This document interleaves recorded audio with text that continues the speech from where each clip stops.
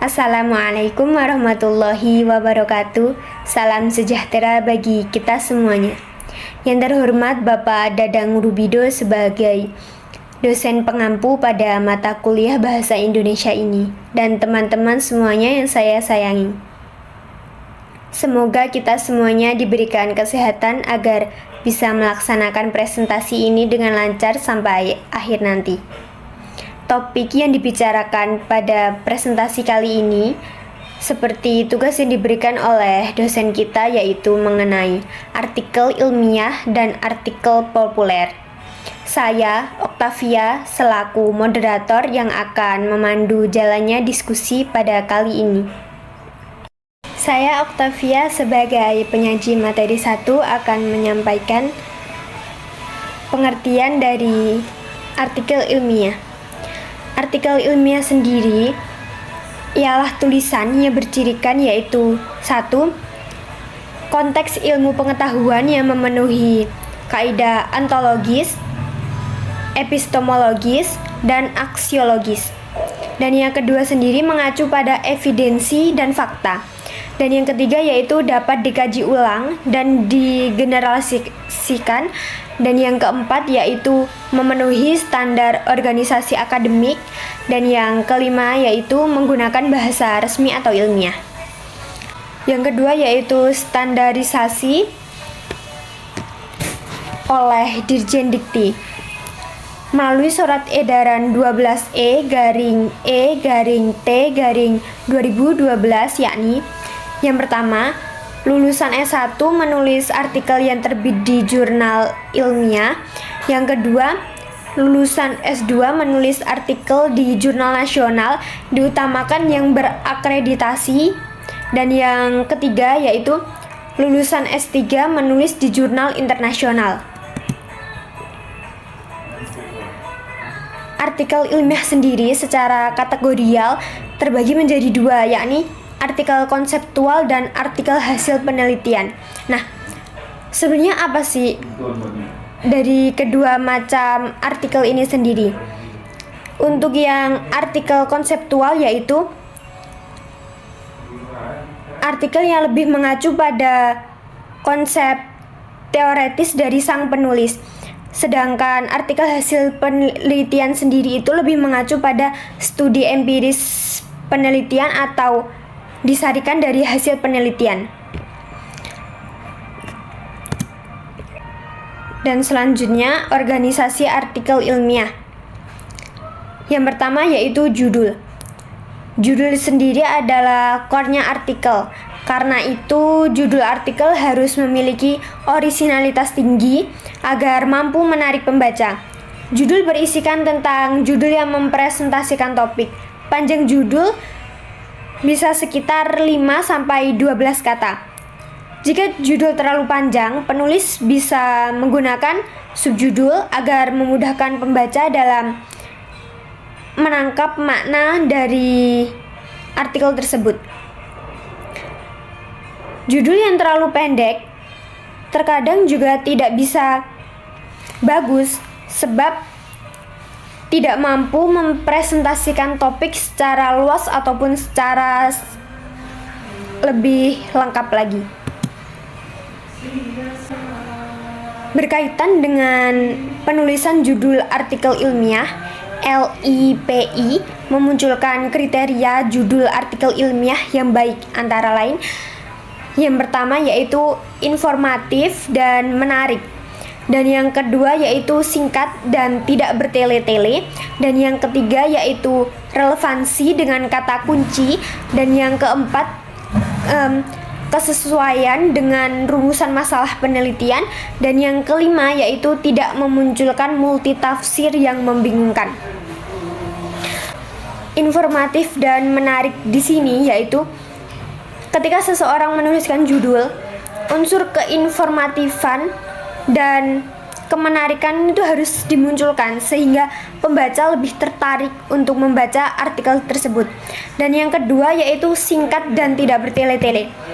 Maksudnya yaitu penulisan judul harus memenuhi unsur singkat dan tidak bertele-tele agar pembaca sendiri tidak bingung atau bisa lebih memudahkan pembaca. Dan yang ketiga yaitu relevansi dengan kata kunci, yaitu harus relevan ataupun sesuai dengan kata kunci yang ada pada artikel. Dan yang keempat yaitu kesesuaian dengan rumusan masalah penelitian. Dan artinya harus sesuai antara rumusan masalah dengan judul artikel itu sendiri. Dan yang kelima yaitu tidak memunculkan multitafsir yang membingungkan. Sekian penyajian materi dari saya. Saya lanjutkan ke penyaji kedua. Assalamualaikum warahmatullahi wabarakatuh. Perkenalkan, nama saya Rizky Altasid dari 2002 TKL dengan NIM 23080694451 dari kelompok 8. Di sini saya akan membahas bagian abstrak. Singkatnya, abstrak ialah intisari artikel ilmiah. Biasanya melalui abstrak, seorang pembaca bisa memahami secara garis besar artikel ilmiah tersebut.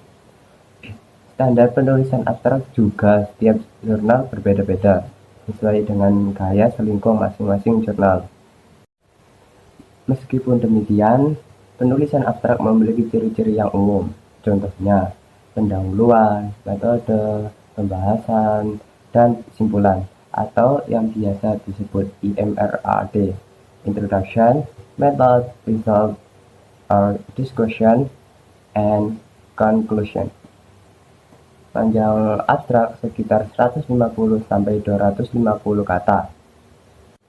Dalam abstrak, terdapat kata kunci yang menjadi indeks untuk artikel, misalnya pendidikan, sains, psikologi, sosiologi, antropologi, sosial, dan agama. Kata kunci tersebut biasanya berjumlah 3-5 kata, bergantung pada gaya selingkuh jurnal ilmiah tersebut. Berikut contoh abstrak dari artikel yang berjudul Cak Nun dan Esai Sastra Wijaya karya Ahmadi tahun 2019 dalam jurnal Bahasa dan Seni.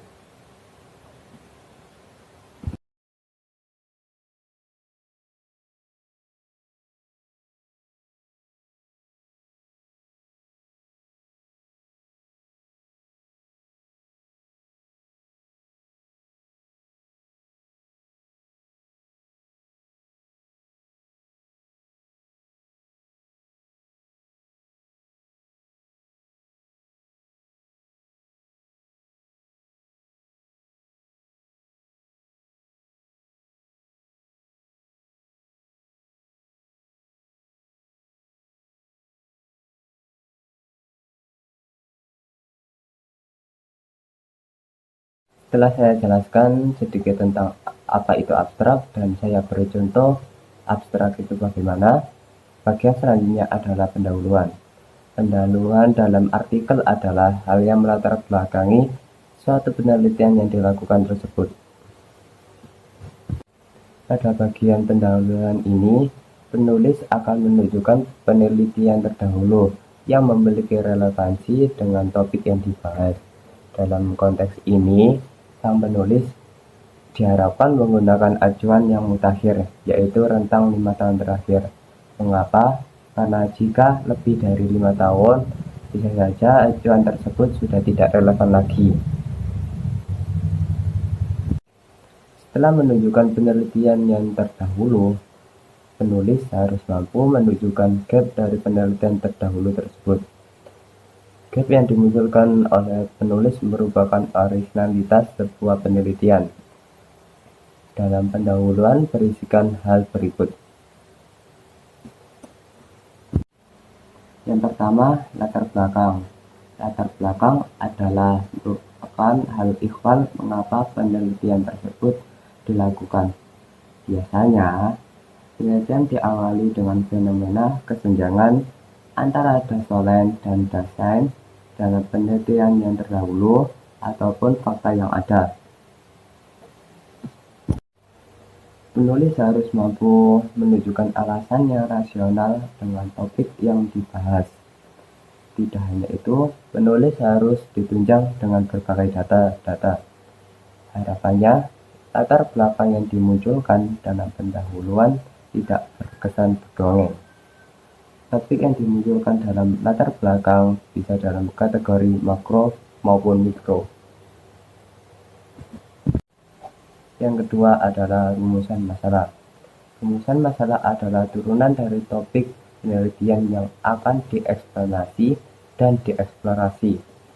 Rumusan masalah biasanya dimunculkan dalam bentuk dalam kalimat tanya.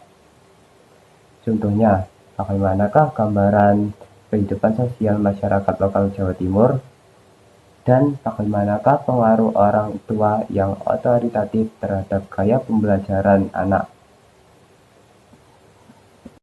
Penulis juga bisa menggunakan istilah fokus sebagai pengganti rumusan masalah. Misalnya, gambaran kehidupan sosial masyarakat lokal Jawa Timur. Rumusan masalah yang baik adalah rumusan masalah yang memiliki sisi keintegritas antara judul, rumusan masalah, isi, dan simpulan. Dengan demikian, judul, rumusan masalah, isi, dan simpulan merupakan kesatu paduan. Yang ketiga adalah manfaat. Dalam artikel ilmiah, sisi kemanfaatan dimunculkan secara eksplisit. Mengapa? Agar pembaca mengetahui letak urgensi penelitian tersebut dilakukan. Semakin tinggi sisi kemanfaatan dalam penelitian, semakin tinggi pula kualitas penelitian tersebut. Namun, hal tersebut terkadang tidak sepenuhnya benar, sebab terkadang penelitian yang sisi kemanfaatannya biasa saja tetapi memiliki kualitas yang mendalam. Hal tersebut bergantung kepada sang penulis. Untuk materi selanjutnya akan disampaikan oleh teman sekelompok saya. Baik, terima kasih atas waktu yang telah diberikan kepada saya. Di sini saya akan menjelaskan tentang struktur karya ilmiah yang keempat, yaitu landasan teori. Landasan teori merupakan dasar penyusunan hipotesis penelitian untuk membuktikan kebenaran teori. Jadi, landasan teori ini digunakan sebagai dasar untuk kita membuat suatu karya ilmiah.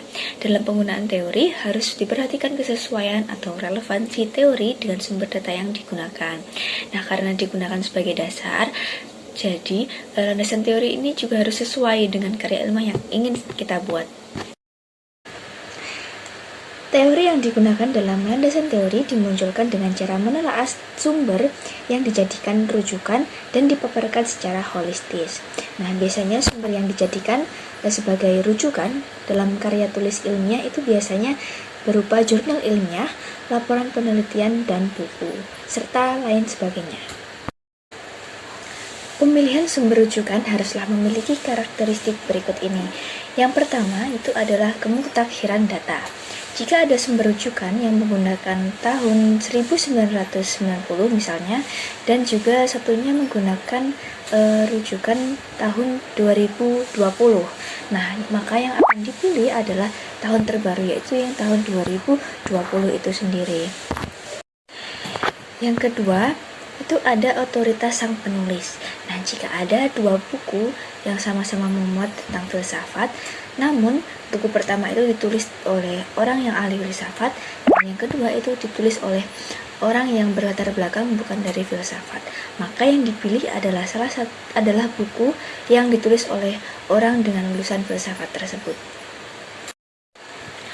Yang ketiga ada rujukan babon. Nah, istilah rujukan babon sendiri itu adalah rujukan yang memang dijadikan sebagai rujukan utama dalam hal penulisan karya ilmiah. Misalkan saja dalam bidang antropologi itu tidak lepas dari nama Clifford Geertz, dan dalam bidang psikologi atau psikoanalisis itu tidak lepas dari nama Sigmund Freud, Jung, ataupun Fromm. Nah, dalam landasan teori ini, seorang penulis harus mampu memilah dan memilih apakah penelitian yang dilakukannya itu sudah termasuk ke dalam 4 tadi ini. Yang pertama itu ada monodisipliner, 2 ada interdisipliner, ketiga ada multidisipliner, dan yang keempat ada transdisipliner.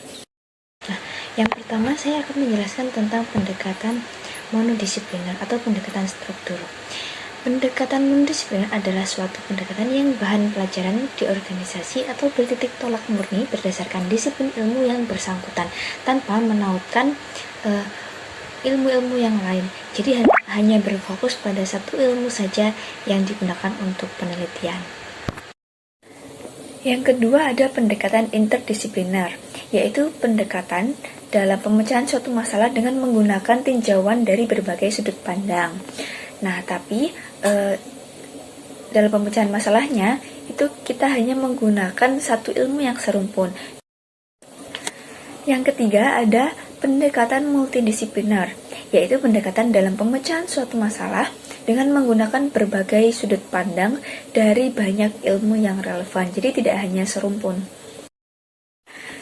Yang terakhir itu ada pendekatan transdisipliner, yang artinya pendekatan dalam kajian penelitian terhadap suatu masalah dengan menggunakan perspektif berbagai disiplin ilmu untuk memecahkan masalah. Dari awal hingga akhir pemecahan masalah itu kita menggunakan berbagai macam sudut pandang ilmu. Nah, ini seorang peneliti itu harus mampu mengelaborasikan satu teori dengan teori lainnya. Selain itu, seorang peneliti harus mampu memunculkan argumentasi, sintesis, interpretasi dalam landasan teori.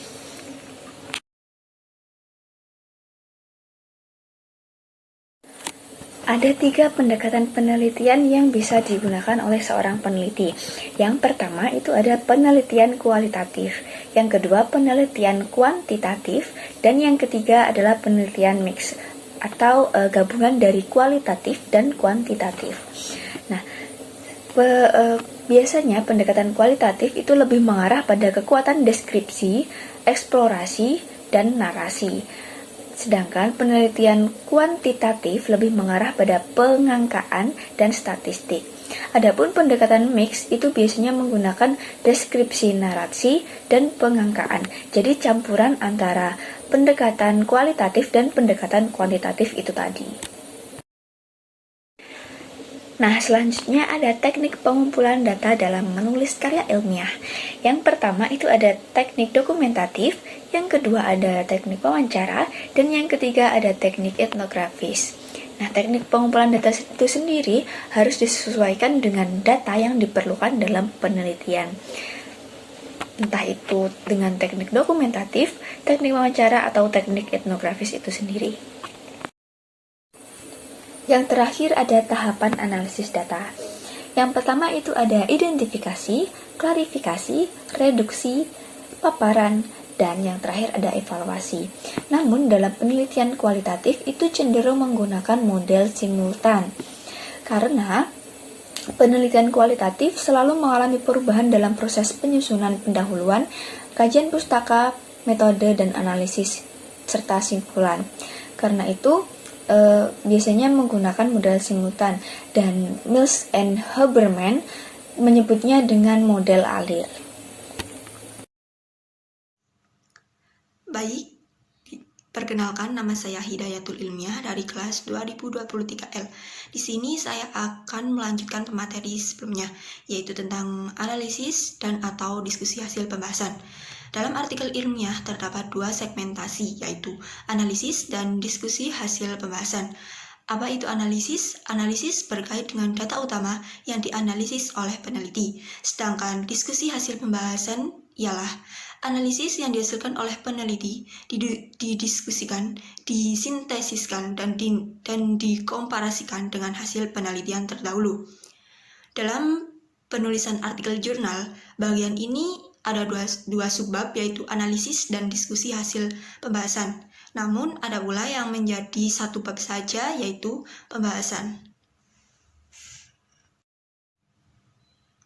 Selanjutnya yaitu tentang simpulan. Apa itu simpulan? Simpulan pada hakikatnya berkait dengan hasil menyimpulkan yang dimunculkan oleh peneliti dengan berdasarkan pada paparan sebelumnya atau hasil penelitian. Simpulan tidak boleh menyimpang dari pendahuluan, rumusan masalah, dan hasil penelitian. Untuk urutan penulisan daftar pustaka, yang pertama ada nama. Nama di sini dibalik, jadi nama belakang itu ditaruh depan, sedangkan nama depan itu ditaruh belakang. Seperti nama saya Hidayatul Ilmiah, jadi ilmiah, Hidayatul, titik. Kemudian yang kedua yaitu tahun terbit. Misal terbitnya tahun 2009, jadi 2009 titik, kemudian ada judul buku tersebut, titik, kota, kemudian nama kota, titik 2, nama penerbit. Dan ini adalah contoh penulisan daftar rujukan.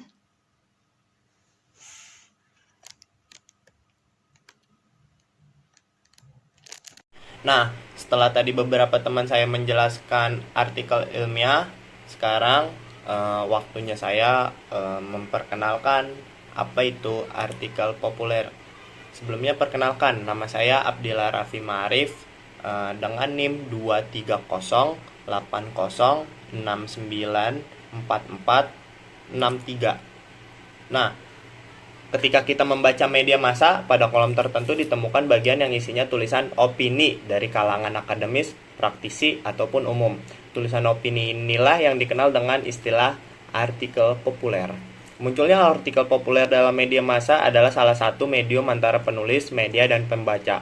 Melalui artikel populer yang muncul di media massa, seorang penulis bisa menyebarkan ilmu pengetahuan yang dimilikinya berasalkan dari riset, problematika, ataupun unek-unek tentang masalah politik, ekonomi, sosial, dan budaya kepada masyarakat pembaca. Dengan demikian, masyarakat bisa mendapatkan informasi dari media massa yang berasal dari luar media massa.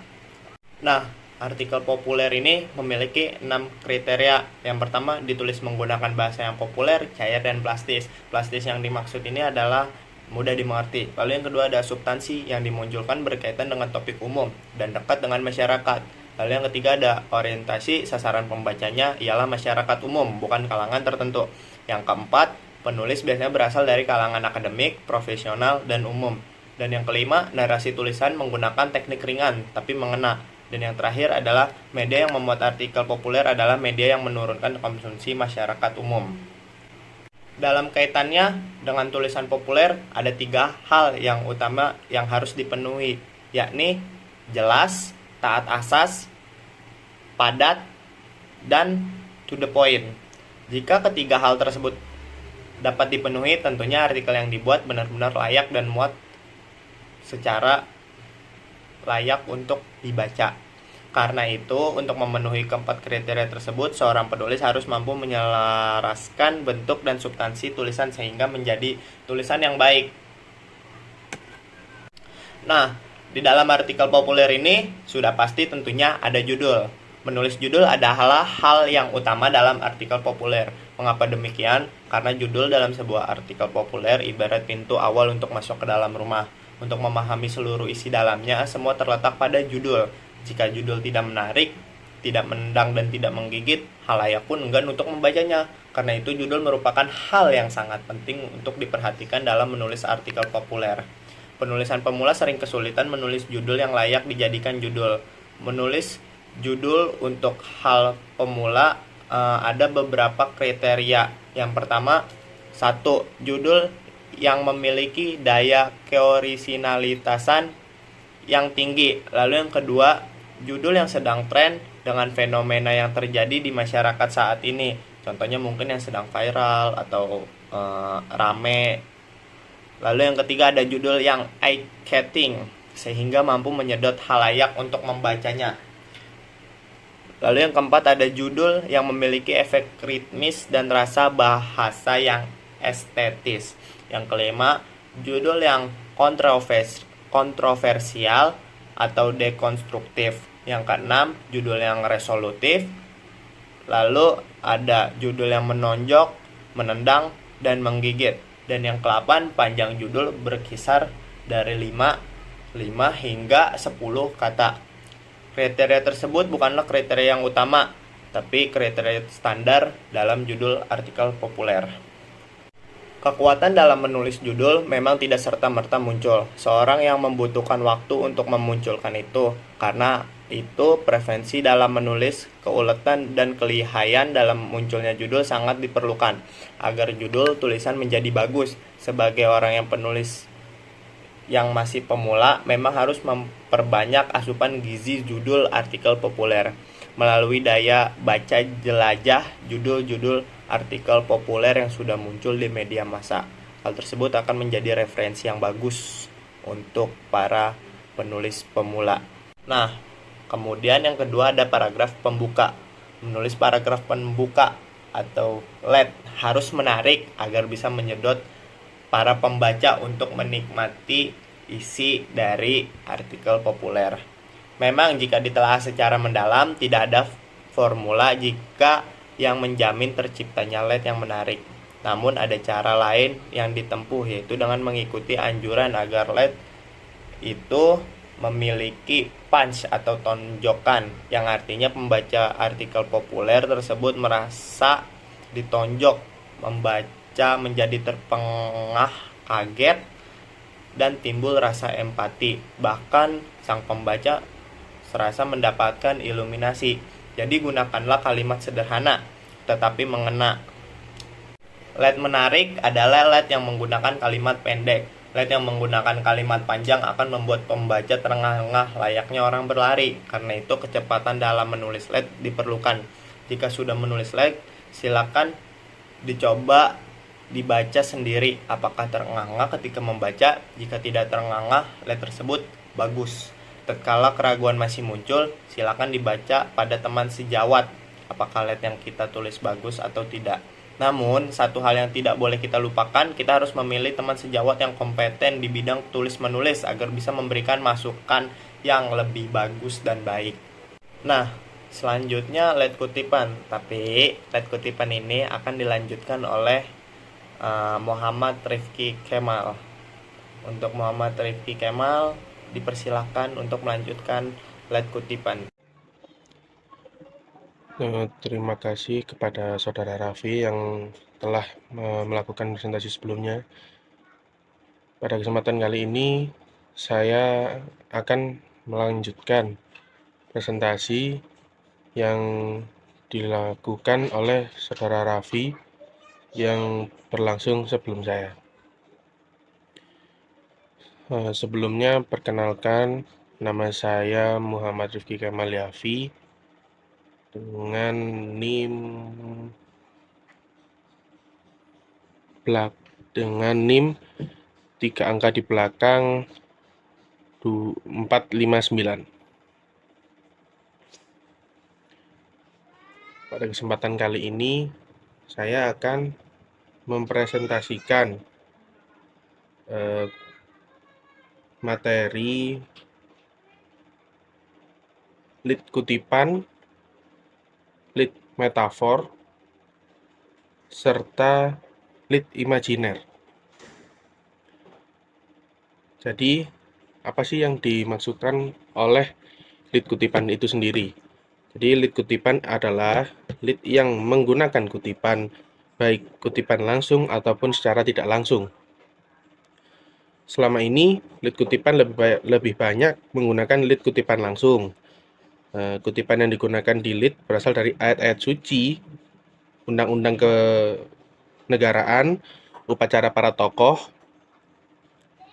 psikolog, serta sosiolog, antropolog, politik, ekonomi, agama, film atau kutipan, film atau sinetron, atau iklan.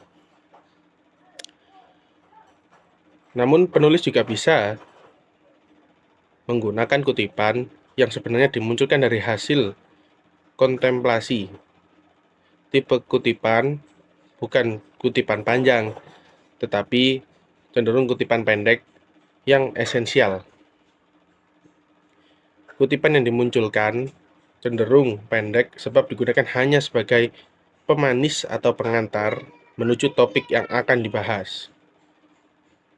Karena itu, lead jenis ini biasanya dimunculkan pada kalimat awal sebagai pengantar menuju kalimat selanjutnya. Lalu kemudian menuju lead metafor.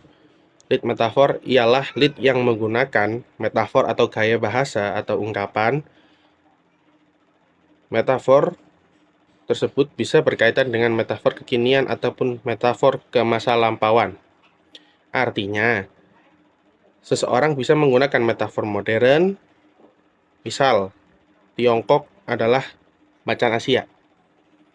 Adapun metafor masa lampau, misal, musang berbulu ayam. Nah, metafor tersebut biasanya ditaruh di kalimat awal, namun sesekali ada juga penulis yang menaruh di kalimat akhir paragraf. Contohnya, politik itu dunia tanpa titik. Ibarat kata, politik selalu pakai tanda baca koma, politik terus berkembang sesuai dengan kepentingan elit politik. Karena itu, dalam politik, tidak ada lawan dan kawan yang abadi. Yang ada hanyalah kepentingan yang abadi. Hari ini masih kedelai, besok menjadi tempe. Oleh Hasan, Jawa Pos, tahun 2014. Kutipan lead tersebut menggunakan metafor politik sebagai dunia tanpa titik. Metafor ini menggambarkan bahwa politik adalah dunia yang belum berhenti. Dunia yang pasti, yang tak pasti. Karena itu, sang penulis menggunakan metafor dunia tanpa henti dengan metafor tanpa titik. Kemudian, lanjut pada lead imajiner. Lead imajiner atau pengandaian adalah lead yang menggunakan imaji, baik imaji sang penulis ataupun imaji sang pembaca. Lead imajiner ini mengajak sang pembaca untuk mengimajinasikan sesuatu. Misal, kaitannya dengan masalah politik, ekonomi, ataupun budaya. Lead ini mengajak pembaca untuk melihat ke masa depan ataupun melampaui masa depan. Kata-kata yang digunakan, misal, bayangkan, seandainya, dan seumpamanya. Terima sekian dari saya. Terima kasih. Wassalamualaikum warahmatullahi wabarakatuh. Dan mohon maaf atas mungkin saat saya presentasi masih patah-patah dan terdapat suara-suara berisik. Selanjutnya presentasi akan dilanjutkan oleh pemateri setelah saya. Baik, terima kasih kepada moderator atas kesempatan yang telah diberikan kepada saya. Sebelumnya, izinkan saya memperkenalkan diri. Perkenalkan, nama saya Marta Eka Wahyuni Tias dengan NIM 23080694458. Di sini saya akan melanjutkan materi dari pemateri sebelum saya. Di sini saya akan menjelaskan tentang lead komparatif, lead tanya, dan lead sapa. Lead komparatif ialah lead yang dimunculkan oleh penulis dengan cara mengkomparasikan atau membandingkan dua atau lebih sesuatu yang ditulis. Lead komparatif biasanya membandingkan sisi baik dan buruk, hitam dan putih, masa lalu dan masa kini, atau masa kini dan masa depan. Komparasi tersebut bisa dimunculkan juga dalam bentuk lintas-lintas bidang sehingga pembaca kadang diajak untuk mengkomparasikan antara kenaikan harga bensin dengan kesejahteraan kehidupan penjual Lombok. Berikut contoh lead komparatif. Level sensitivitas harga minyak dunia terhadap dinamika Timur Tengah sudah berubah. Harganya tidak lagi serta-merta meroket ketika situasi di kawasan kaya minyak tersebut memanas. Polanya berbeda jika dibandingkan dengan era Perang Teluk pada 1990 sampai 1991, Perang Iran-Irak 1980, Revolusi Iran 1978 sampai 1979, maupun embargo minyak Perang Arab-Israel 1973 sampai 1974.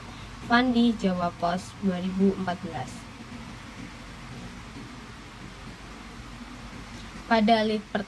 Pada lead ini, penulis membandingkan harga minyak dunia.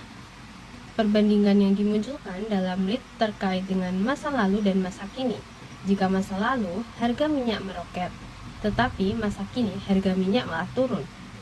Ini yang dimaksud dengan perbandingan diakronis, sebab memperbandingkan sesuatu dengan konteks kesejarahan dulu dan sekarang.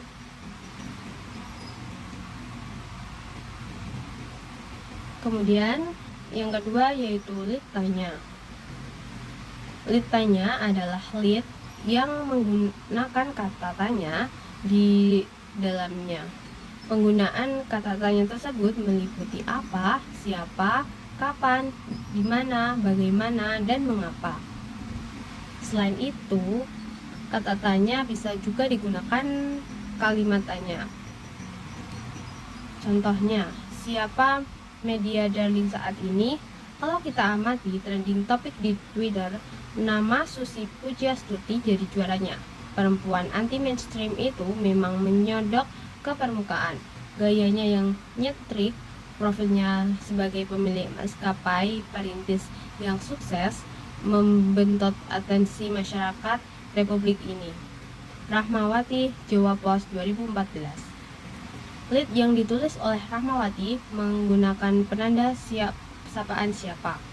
Ia mencoba memunculkan pertanyaan retoris tentang siapa yang menjadi media darling saat ini.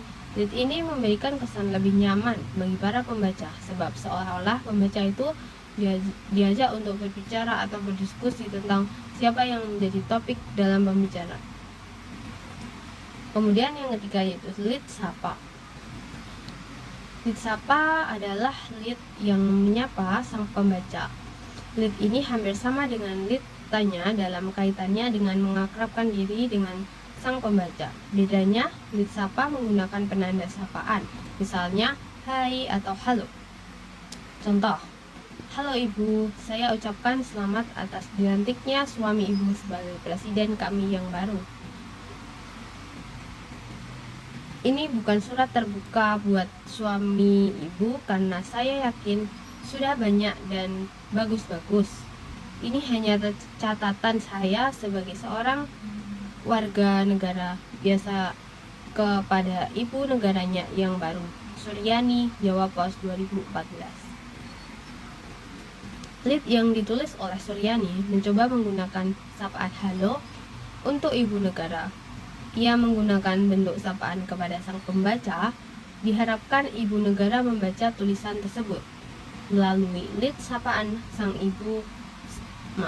pembaca merasa diajak beramah tamah, sebab penulis menggunakan sapaan yang memunculkan kesan akrab atau dekat dengan pembaca. Kesan bahasa yang dimunculkan juga lebih cair dan tidak terkesan kaku. Sekian dari saya, kurang lebihnya saya mohon maaf.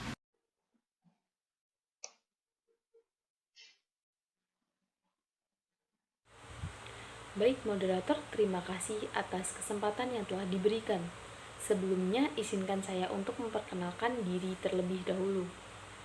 Perkenalkan, nama saya Riza Hidayatul Jannah dengan NIM 23060694462. Saya dari Prodi Akuntansi kelas 2023L.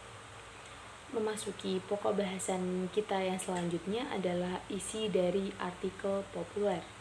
Sebagai seorang penulis artikel populer, harus mampu mempengaruhi pembaca dari segi kedalaman isi. Oleh karena itu, penulis perlu memperhatikan hal-hal berikut ini. Yang pertama adalah tulisan yang berdasarkan pada evidensi. Agar tulisan tak berkesan mendongeng, penulis wajib menyertakan bukti-bukti yang empiris untuk menunjang keilmian tulisan tersebut. Bukti-bukti empiris tersebut bisa berupa wawancara, data statistika, ataupun hasil penelitian dari seseorang. Tulisan artikel populer lebih mengarah pada riset. Dengan demikian, artikel populer yang mengedepankan evidensi akan lebih mudah untuk diterima oleh media. Hal yang perlu diperhatikan berikutnya adalah isi artikel yang tidak mengandung isu sara. Isi tulisan artikel populer yang mengandung sara akan ditinggalkan oleh media, sebab artikel tersebut sensitif dan berbahaya bagi masyarakat. Artinya, media tidak akan memuat hal tersebut, sebab dalam etika media tidak diperkenankan memuat hal yang berkaitan isu sara. Jadi, penulis harus mampu mengenali dengan baik apakah tulisannya aman atau tidak dalam kaitannya dengan sara. Yang ketiga, ada isi yang sesuai dengan ideologi yang diusung oleh media yang dituju. Jadi sebagai penulis artikel populer harus menyesuaikan dengan ideologi yang diusung atau ideologi yang diusung oleh media tersebut agar bisa dimuat. Kadang seorang penulis mengatakan bahwa tulisannya tidak sepenuhnya merupakan ide dari hati nuraninya, melainkan menyesuaikan dengan ideologi media yang dituju.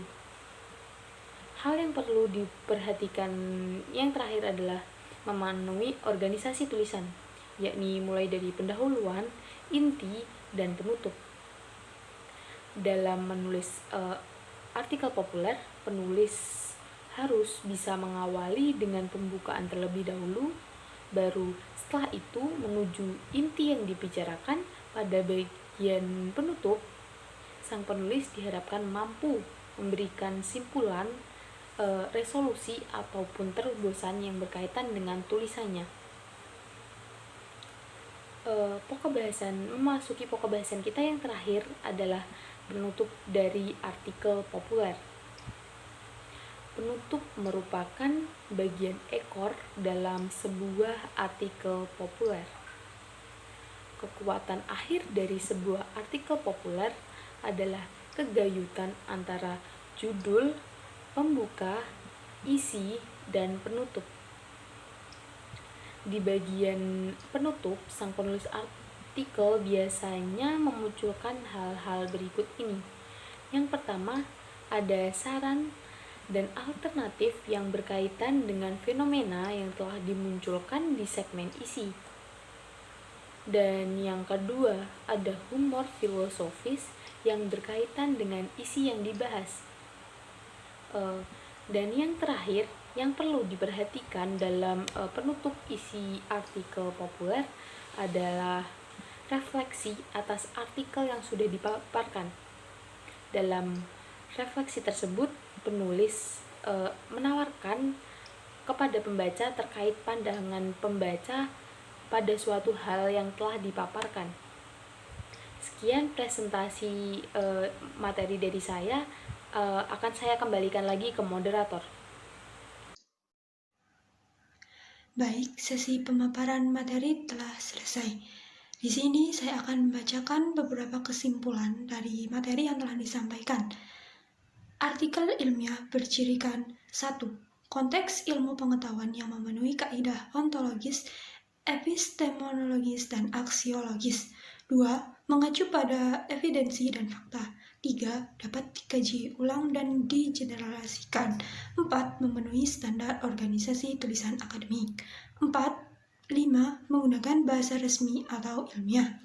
Artikel ilmiah secara kategorial terbagi menjadi 2, yakni artikel konseptual dan artikel hasil penelitian. Artikel konseptual lebih mengacu pada konsep teoritis dari sang penulis. Adapun artikel hasil penelitian lebih mengacu pada studi empiris penelitian atau disarikan dari hasil penelitian. Organisasi artikel ilmiah terdiri atas judul, abstrak, pendahuluan, landasan teori, metode penelitian, bahasa atau diskusi hasil, simpulan, dan daftar rujukan. Artikel populer adalah tulisan opini dalam media massa. Artikel populer memiliki kriteria sebagai berikut. 1. Ditulis dengan menggunakan bahasa yang populer, cair, dan plastis. 2. 2. Substansi yang dimunculkan berkait dengan topik umum dan dekat dengan masyarakat. 3. Orientasi atau sasaran pembacanya adalah masyarakat umum, bukan kalangan tertentu. 4. Penulisnya bisa berasal dari kalangan akademik, profesional, dan umum. 5. Narasi tulisan menggunakan teknik ringan tapi mengena. Dan 6. Media yang memuat artikel populer adalah media yang merupakan konsumsi masyarakat umum. Organisasi artikel populer terdiri atas judul, paragraf pembuka, isi artikel populer, dan penutup.